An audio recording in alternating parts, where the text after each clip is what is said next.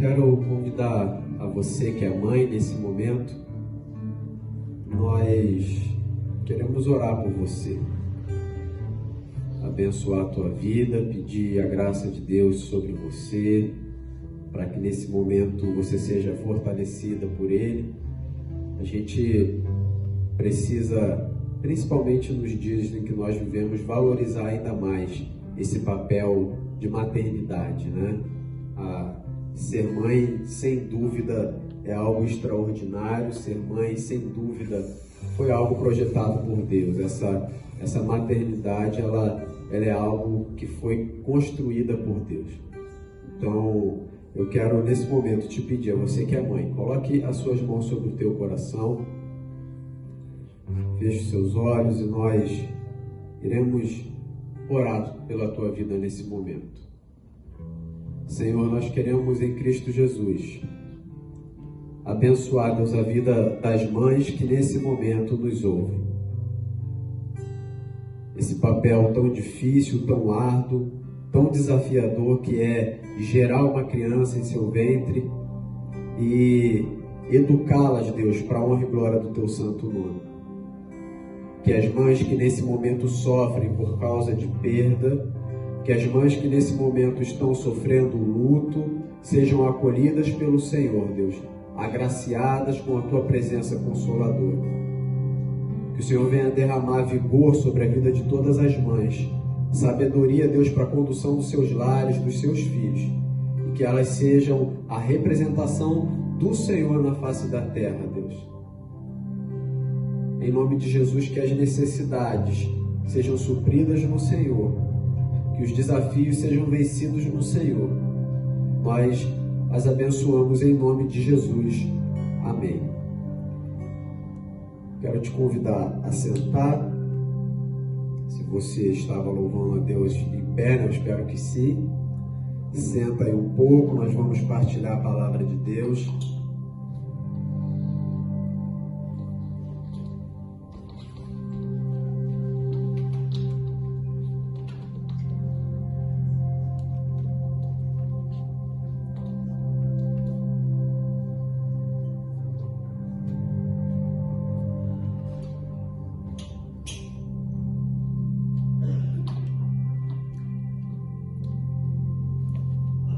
Nós fizemos a leitura do Salmo 111 no início do culto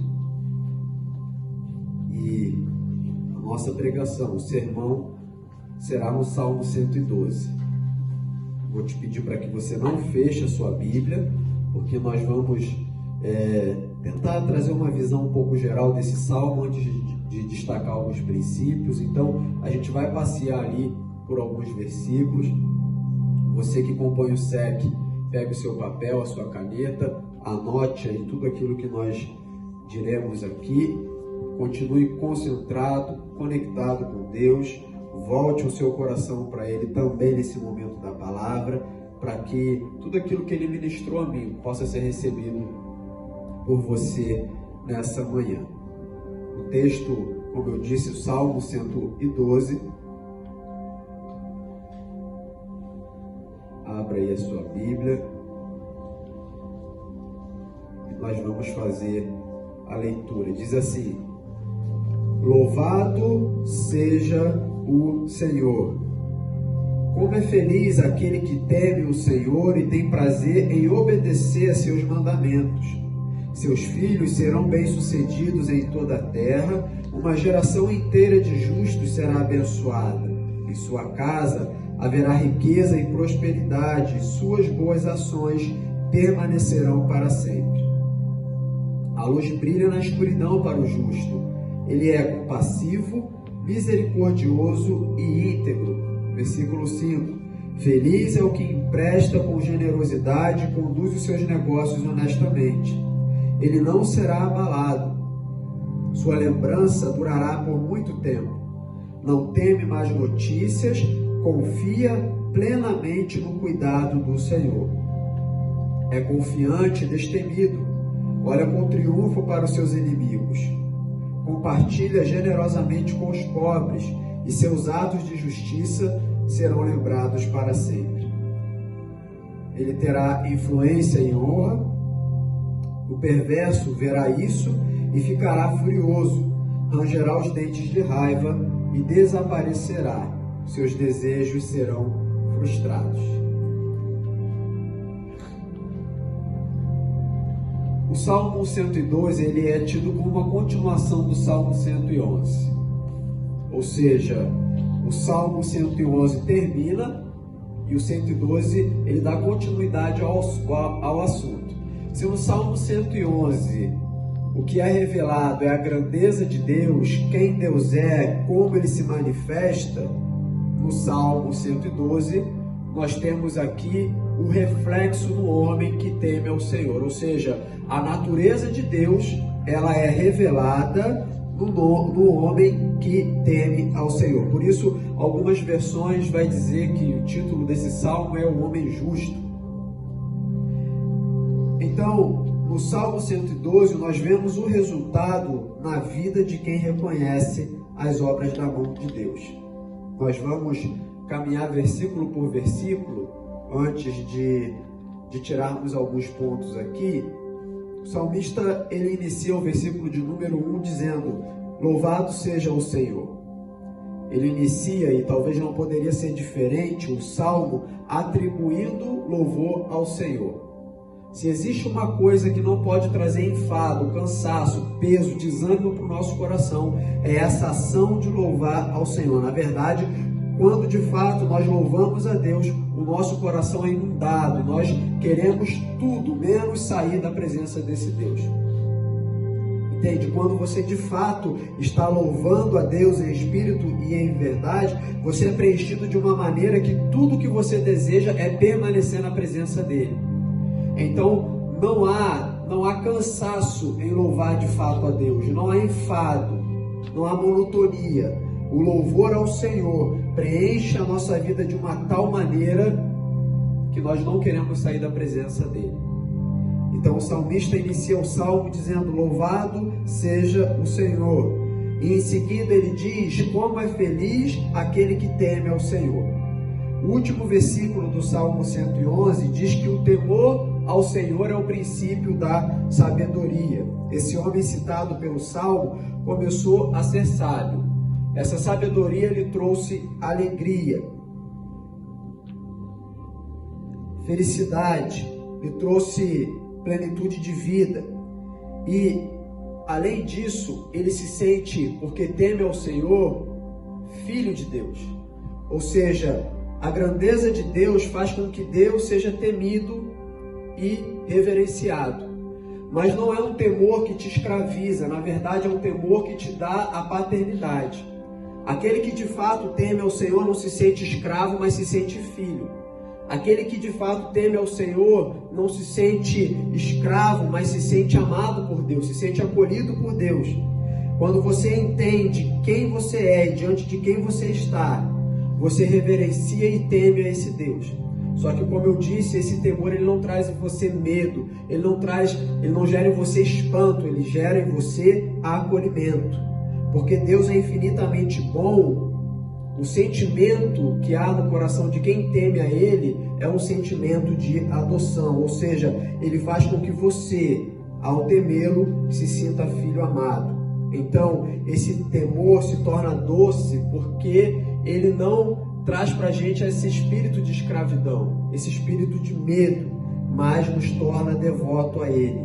Ou seja, quando nós experimentamos, através da sabedoria, esse temor ao Senhor, nós nos entendemos como filhos amados de Deus. Diferente de alguém que gera um temor no seu coração, um temor no sentido negativo, que faz com que você tenha medo de se achegar, que faz com que você deseje estar distante, se afastar. O temor gerado em Deus é um temor que traz sobre a sua vida, sobre a minha vida, esse sentimento de adoção. Você olha para um Deus de infinita majestade, você olha para um Deus que deve ser reverenciado, e o que acontece no seu coração, esse temor ele é tão doce que o que acontece no teu coração é que você se curva diante do teu Pai e não diante de um Senhor que quer escravizar a tua vida.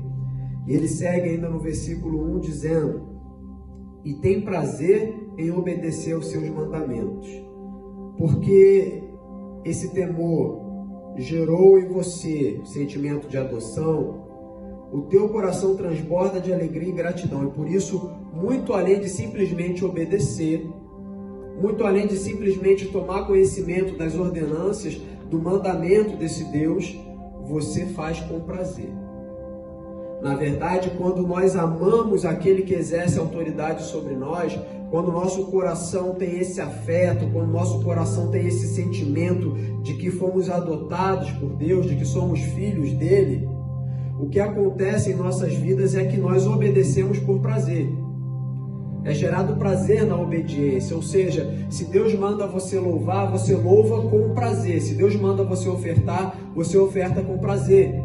Se Deus manda você congregar, você congrega com prazer. Tudo aquilo que é mandamento desse Deus gera prazer no seu coração ao obedecer. Você não obedece com raiva, você não obedece com ira, você não obedece com revolta, você não obedece contrariado, porque o teu coração tem prazer. Mas tem prazer porque você entende que aquele que exerce um senhorio sobre a sua vida é um Deus que te ama incondicionalmente e que faz com que o temor no seu coração seja transformado num sentimento de adoção e não de escravidão. Talvez, se você parar para refletir, é muito comum nós vermos filhos e filhas com ira, contrariados quando o pai manda fazer alguma coisa ou quando a mãe manda fazer alguma coisa. E às vezes até no ambiente de trabalho também, no ambiente profissional, né? O patrão dá uma ordem e a pessoa se sente contrariada. Quando nós, de fato, somos alcançados por Deus, esse temor gera em nós o sentimento de adoção, tudo aquilo que Ele manda você fazer é doce, é suave, traz benefícios para a tua alma, traz plenitude de vida, você se sente completo, completa, obedecendo ao Senhor. E aí, tudo que te resta é isso, é a obediência. É a obediência. Depois, o versículo 2 e 3, ele traz para nós uma série de consequências ou benefícios que alcançam o homem ou a mulher que temem ao Senhor. Ele vai dizer que esse homem terá filhos bem-sucedidos, uma geração inteira de justos abençoada, uma casa rica e próspera e uma memória eterna. Em seguida, lá no versículo de número 4, ele vai dizer: a luz brilha na escuridão para o justo. Ele é compassivo, misericordioso e íntegro. As características de um justo, de alguém que de fato está na presença de Deus, são essas. Ele é uma pessoa iluminada, que se compadece dos outros. É uma pessoa que não há ninguém que olhe para ela e repreenda ela de alguma coisa. A integridade aqui vem no sentido também de caráter, de plenitude de caráter. Ou seja, não existe nele razão para ser repreendido. As pessoas olham para ele e não veem culpa. Então, aqui são as características de um justo. Justo não é quem diz que é justo. Justo não é quem se considera justo. Existem alguns sinais que revelam para nós se de fato a pessoa é justa ou não. Então, aqui ele está dizendo, nesse primeiro momento, que a luz brilha na escuridão para o justo. Ele é compassivo, ele é misericordioso, ele é íntegro. Então, essas são as características de um homem ou de uma mulher que caminha em justiça, em retidão. Depois ele segue no versículo de número 5, diz o seguinte: feliz é o que empresta com generosidade e conduz os seus negócios honestamente.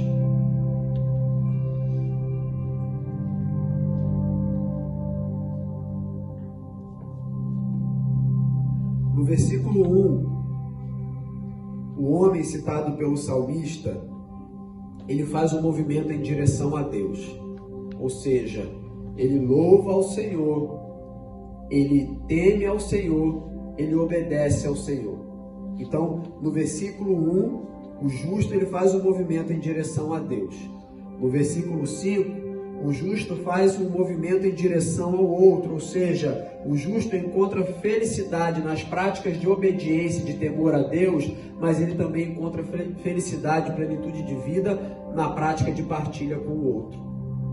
Todo aquele e aquela que é movido em direção a Deus por consequência, precisa ser movido em direção ao outro.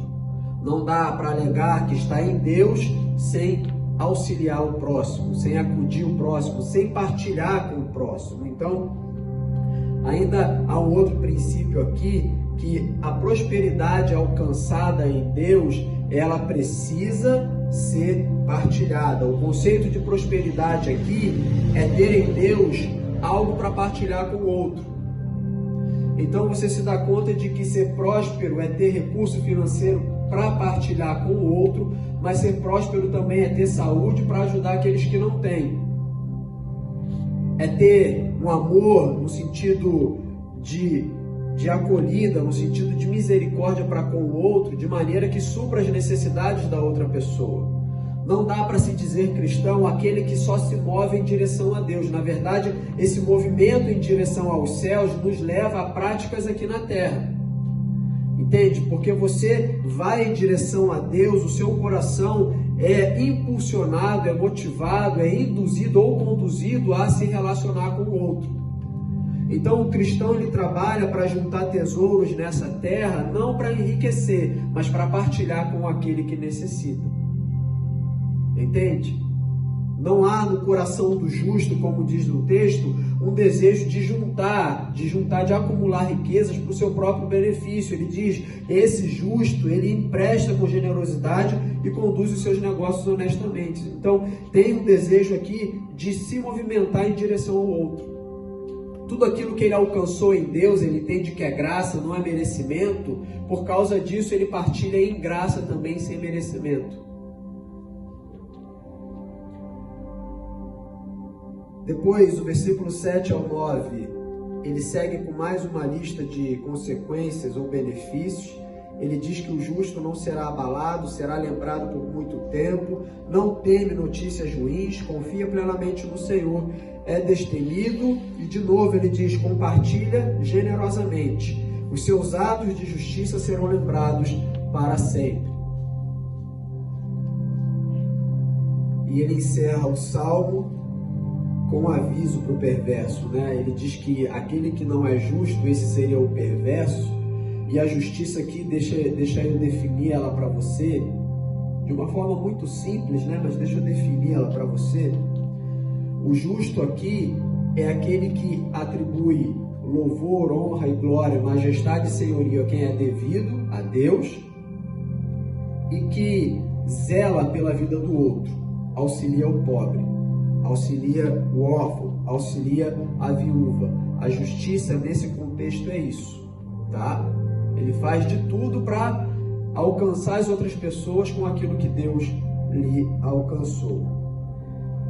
E aí ele diz que o perverso, o contrário do justo, ou seja, a pessoa que trabalha para o seu próprio prazer, a pessoa que ajunta, que acumula para o seu próprio prazer, a pessoa que não tem interesse em cuidar do outro, a pessoa que não teme a Deus, a pessoa que não é obediente aos mandamentos de Deus, o perverso verá a vida do justo, e aí vai dizer lá o texto, ele ficará furioso, rangerá os dentes de raiva e desaparecerá. Ele diz ainda, os seus desejos serão frustrados. O que nós aprendemos com esse salmo? Há 2 domingos a gente vem falando sobre a questão do sofrimento, né? Domingo retrasado nós falávamos sobre a graça que se manifesta em meio ao sofrimento, ou seja, quando nós estamos no pior momento da nossa vida, em momento delicado, momento de caos, momento de perda, momento de luto, nós encontramos a doce face de Cristo que nos alcança, nos dando força para seguir em frente. Nós entendemos que, mesmo sendo cristãos, mesmo sendo considerados justos, em algum momento na nossa vida nós sofreríamos algum dano. Mas a graça de Deus em meio a esse dano, o apóstolo Paulo ia dizer, nos auxiliaria em nossa fraqueza. E no domingo passado, a gente falava um pouco sobre essa confiança em Deus. Na verdade, falávamos sobre a fé, entendendo que não tem como confiar em alguém que a gente não conhece. Que só é possível manifestar confiança, só é possível depositar fé em alguém que a gente sabe que vai suprir aquilo que a gente necessita. Ou seja, eu resumi assim, que quanto menos eu conheço a Deus, menos eu confio no seu amor. E claro, o contrário também é verdade. Quanto mais eu conheço a Deus, mais eu confio no amor de Deus. Ou seja, se eu tenho a consciência de que Deus é capaz de solucionar um problema no meu casamento, a Ele eu confio o meu casamento. Se eu tenho consciência de que Deus é capaz de resolver o meu problema do desemprego, a Ele eu confio a minha necessidade. Agora, se eu não tenho esse conhecimento de quem Deus é, por menor que seja, e do que Ele é capaz de fazer, não tem como confiar. Então, a gente vem já em durante 2 domingos, falando sobre essa questão da confiança, né? De ser confiante em Deus, de confiar na palavra de Deus. E o que nós aprendemos com esse salmo aqui? Primeiro, ele relata ou retrata a trajetória de um homem exemplar. A gente para fazer a leitura desse salmo, a gente percebe aqui que existe um padrão a ser seguido. Imagina você experimentar tudo isso que esse homem citado aqui experimentou. Ou seja, ter prosperidade na sua casa, ter saúde, ter o suficiente para viver bem, além disso poder partilhar com as outras pessoas, ter esse temor no seu coração que gera esse sentimento de paternidade, se sente amado em Deus, se sente acolhido por Ele, ter também uma confiança inabalável a ponto de nem temer as más notícias. Imagina você se tivesse todas as características que esse homem citado no Salmo de número 112, se você tivesse, né, todas as características que esse homem citado no Salmo 112 tem. O versículo de número 7, e é nele que nós vamos ficar, nos revela ainda uma característica que talvez seja muito cobiçada por nós, principalmente nesses dias. Eu quero retomar a leitura dele com você. Versículo 7. Ele diz assim: não teme mais notícias, confia plenamente no Senhor.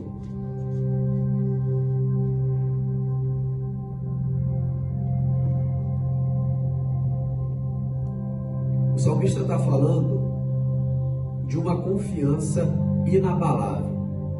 Ele está apresentando aqui o tipo de confiança que glorifica a Deus, que honra a Deus. Se lançar em Deus como se Deus fosse um ambiente de sorte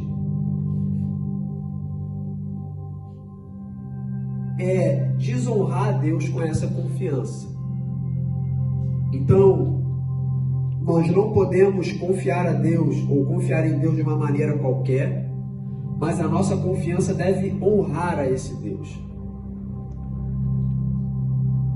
Você está tão firme em Deus, tão convicto da fé, que nada tira a sua estabilidade emocional. Na verdade, quando nós falamos de uma confiança inabalável, nós falamos também de um emocional forte. Então, o que o salmista está dizendo aqui é que esse homem citado, ele apresenta uma confiança inabalável. Ele está dizendo, olha, ele não teme as más notícias, ele confia plenamente no Senhor. E onde que nós alcançamos essa confiança? Onde nós conseguimos essa confiança inabalável? Porque creio eu que nesses momentos de crise, a pandemia como nós vivemos, nós, ou todos nós, estamos em busca de algo que nos traga segurança. Na verdade, ninguém gosta de caminhar por toda a sua vida, ou ainda que seja por um momento curto na sua vida, num local de instabilidade.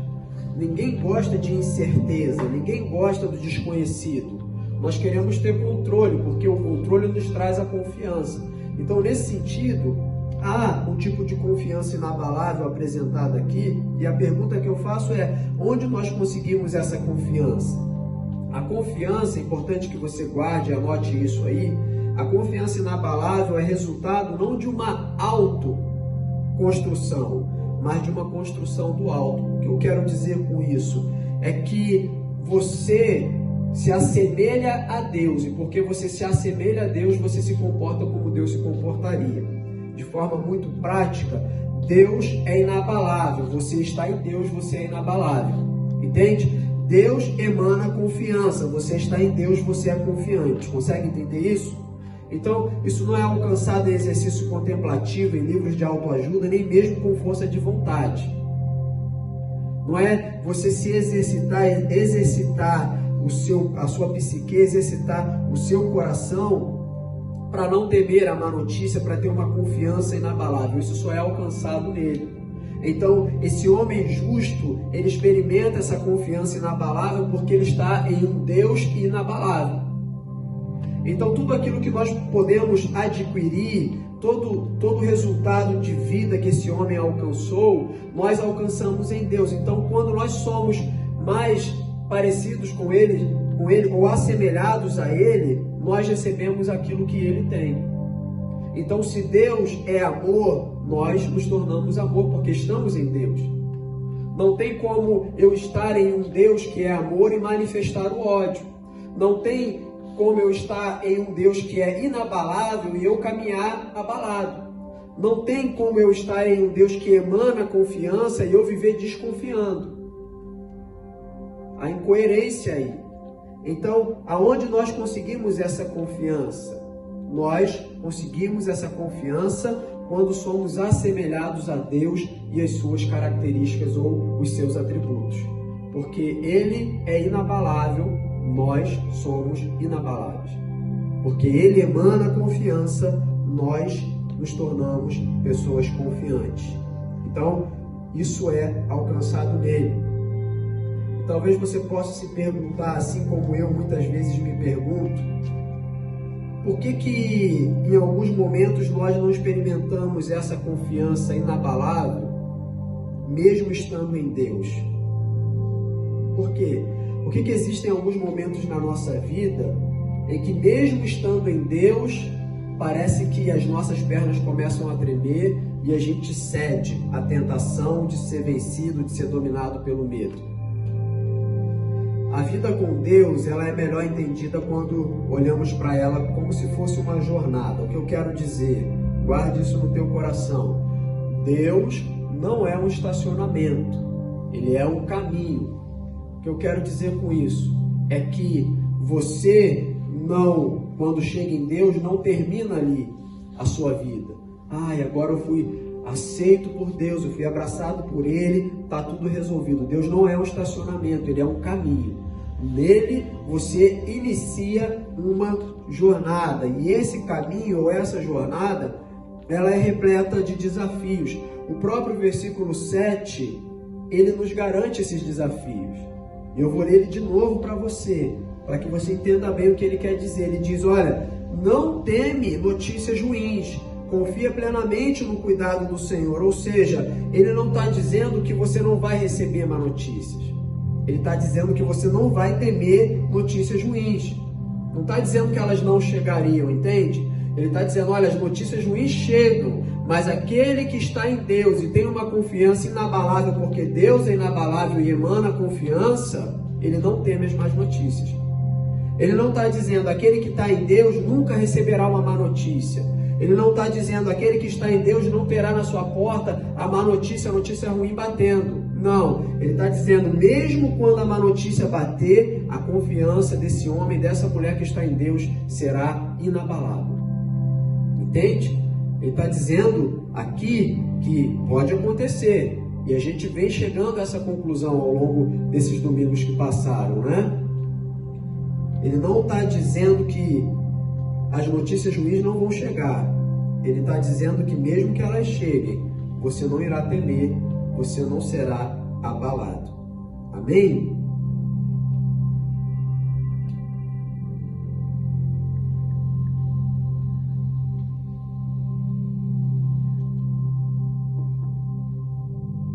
Quando lemos o Salmo 122, à luz do Novo Testamento, nós entendemos duas coisas.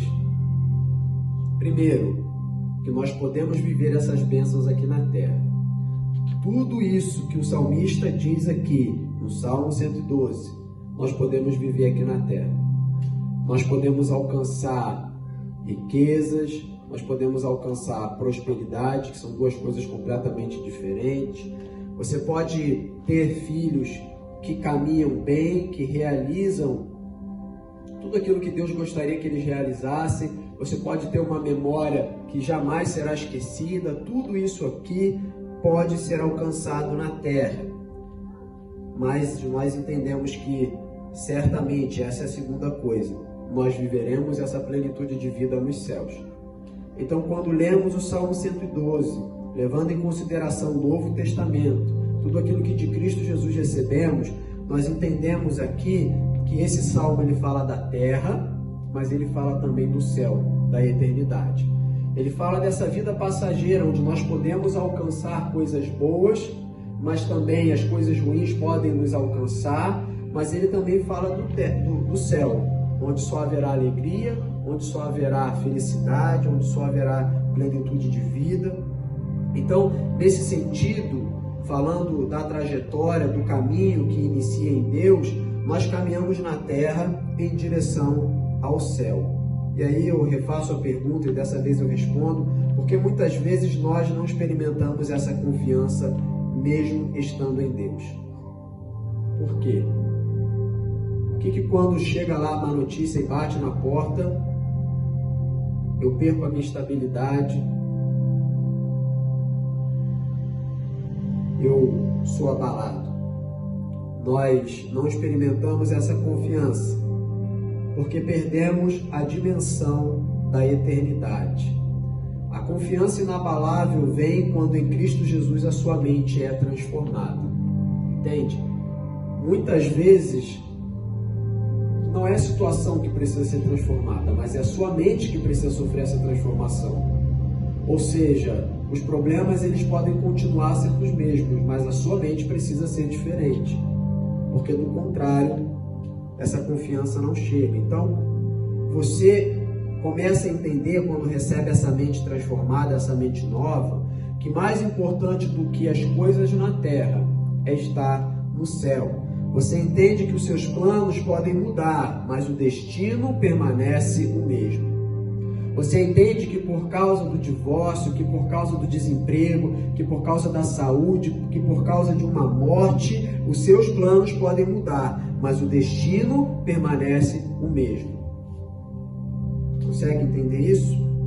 A perda de um ente querido, uma doença, o desemprego, todas essas coisas, essas notícias ruins, elas podem mudar os nossos planos. Você pode planejar uma faculdade por causa de alguma situação ruim, você precisar mudar esses planos.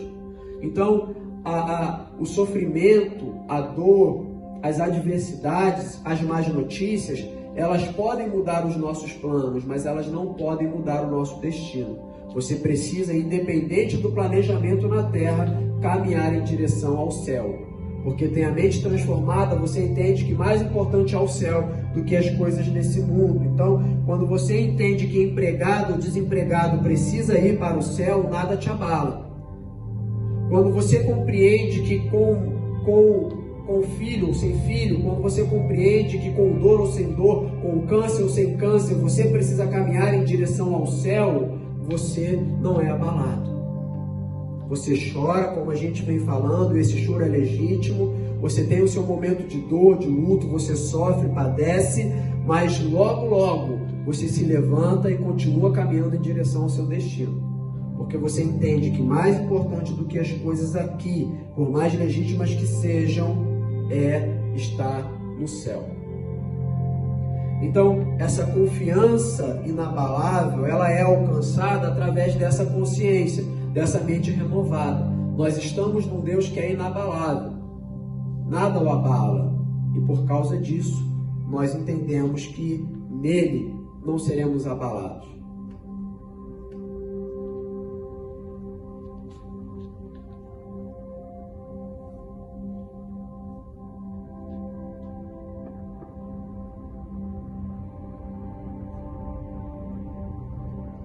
Enquanto nós valorizarmos mais as coisas desse mundo, valorizarmos mais as coisas passageiras, sempre teremos na nossa vida esses momentos de oscilação. Porque como as coisas desse mundo passam, a confiança que essas coisas geram, elas também passam. E quando essa confiança passar,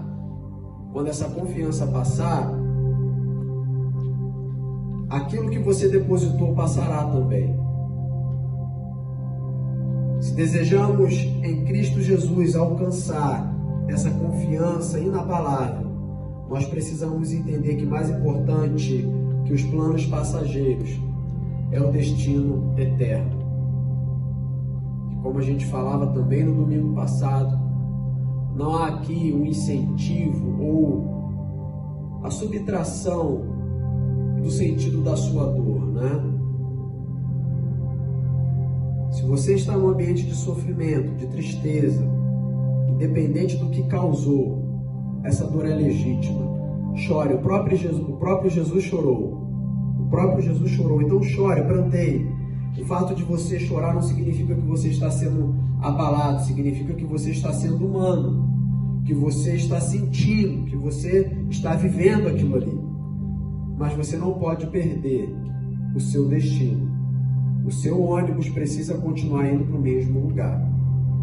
Entende? Mais importante do que os planos passageiros, do que os projetos que construímos na Terra, é o destino eterno. A notícia ruim, ela pode até mudar o seu planejamento, mas ela não pode interferir no seu destino. Você precisa continuar caminhando em direção ao céu. Eu quero orar com você. Vou pedir para que você se coloque de pé, ponha as mãos sobre o teu coração. Nós estamos vivendo dias difíceis no nosso mundo. E enquanto Igreja Metodista Vila Jardim, toda essa situação veio a ser agravada por causa da perda de uma pessoa que exercia importância nos nossos corações. Muitos de nós, se não todos nós, nos vemos abalados nessa situação trágica que vivemos. E eu dizia esses dias que a perda de um soldado deve gerar em nós maior vontade, maior desejo de seguir em frente com a missão. Deve gerar em nós uma revolta santa, no sentido de que nós precisamos fazer alguma coisa. Os nossos planos foram mudados enquanto igreja, por causa da pandemia, por causa dessa perda, mas o nosso destino ele precisa continuar sendo o mesmo. Muitos estão dizendo que a igreja jamais será a mesma, que o mundo jamais será o mesmo. Então, as coisas podem mudar nesse mundo, mas o nosso destino ele precisa continuar sendo o mesmo. O que eu quero que você entenda é que no seu momento de dor, no ápice do seu sofrimento, você precisa ter um tempo para se fazer essa pergunta. As coisas na sua vida mudaram, mas o seu destino ele continua sendo o mesmo. Você continua se movendo em direção ao céu, às coisas celestiais, à eternidade. As coisas aqui podem mudar. O nosso destino ele precisa continuar sendo o mesmo. Quero orar com você. Senhor, nós queremos expor ao Senhor a nossa dor, o nosso sofrimento, o nosso luto, expor ao Senhor, Deus, tudo aquilo que a gente vem sentindo. Muitas vezes nós padecemos porque atribuímos um valor maior do que o devido às coisas que nós temos aqui na terra. Que o Teu Espírito Santo venha produzir em nós um desapego por essas coisas, Deus. Nós sabemos que é difícil, nós somos seres emocionais. Nós nos envolvemos através ou a partir de sentimentos, de afeições. mas que o Senhor venha produzir em nós esse desapego, Deus. Fazer com que a gente possa atribuir maior valor às suas coisas e não às coisas desse mundo. Fazer com que o que mais importante seja para nós é a chegada no céu e não a vida na terra, Deus. Chegando com diploma ou sem diploma, nós queremos chegar ao céu. Alcançando as nossas realizações profissionais ou não, nós queremos chegar no céu. Os nossos planos podem ser mudados, Deus, mas o nosso destino precisa continuar sendo o mesmo, e o Senhor é o nosso destino. Que o Senhor possa nos conduzir as nossas emoções, conduzir a nossa razão para uma prática de vida que honra ao Senhor, que glorifica ao Senhor. Nós queremos experimentar essa confiança inabalável, que mesmo com a chegada da má notícia não teme, não se abala, mas antes confia plenamente no Senhor. E nós sabemos que só alcançaremos isso, Deus, quando de fato estivermos em Ti, porque o Senhor é a rocha inabalável, é o porto seguro, Deus. Que o Senhor venha nos colocar nesse lugar de confiança. Em Cristo Jesus nós oramos e Te agradecemos. Amém.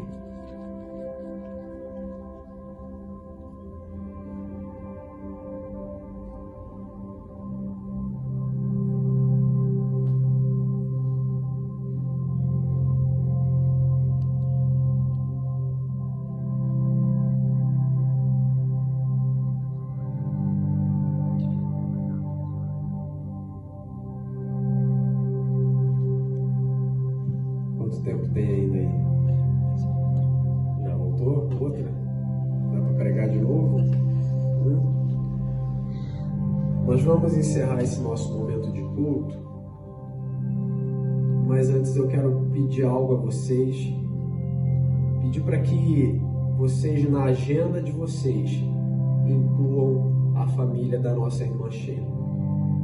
Nós estamos vivendo esse período de luto com ela, acompanhando ela e tudo aquilo que podemos fazer. Temos irmãos que mudaram até de casa para estar com ela, auxiliando ela nesse momento.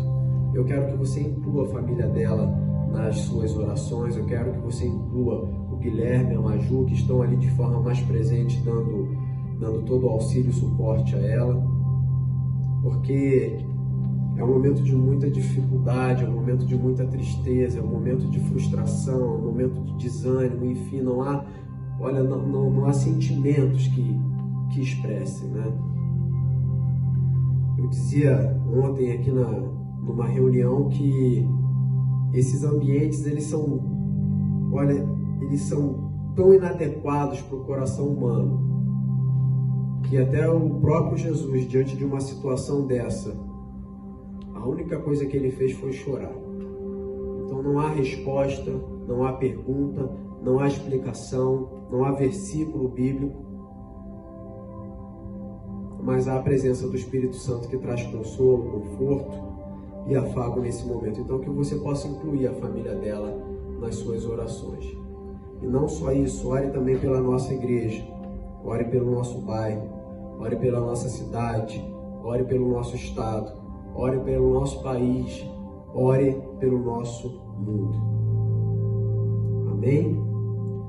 Eu quero impetrar a bênção, pedir para que você coloque a sua mão em forma de concha,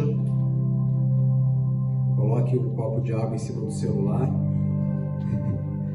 Brincadeira, tá, gente? Se você conseguir, depois me manda uma foto disso. Se eu quero impetrar a bênção sobre a sua casa, sobre a sua vida. Na terça-feira nós nos reunimos para fazer o SEC, né? Tem sido bênção aí na nossa vida, agregado muito. Não deixe cair na rotina, faça algo diferente, tá bom? Faça algo diferente. Não diferente do que a gente vem planejando, mas o que eu quero dizer é que principalmente o momento de comunhão, construa ele de maneira diferente, né? Assiste um filme novo, a Lagoa Azul foi lançada recentemente, então regravado, né? Então assista ali e faça algo diferente, tá? não deixe cair na rotina. Feche seus olhos, coloque a sua mão em forma de concha. Que a graça do Senhor Jesus, o amor de Deus o Pai e as doces consolações do Espírito Santo seja sobre a tua vida, não somente hoje, mas permaneça por todo sempre. Amém e amém. Que Deus te abençoe. E antes de desligar aí, vocês têm que se inscrever lá no nosso canal no YouTube, não é? A gente está vendo se você se inscreveu ou não, tá? Porque aparece lá o nome. Então, sai da live aqui, não agora, para escutar o que eu tenho a dizer. Sai da live e vai até o nosso canal no YouTube e se inscreve lá. É o quê? Isso aí, Metodista Vila Jardim, tá bom? Vai lá e se inscreve no nosso canal. E assiste os outros sermões que estão lá, os outros cultos, e seja edificado por Deus.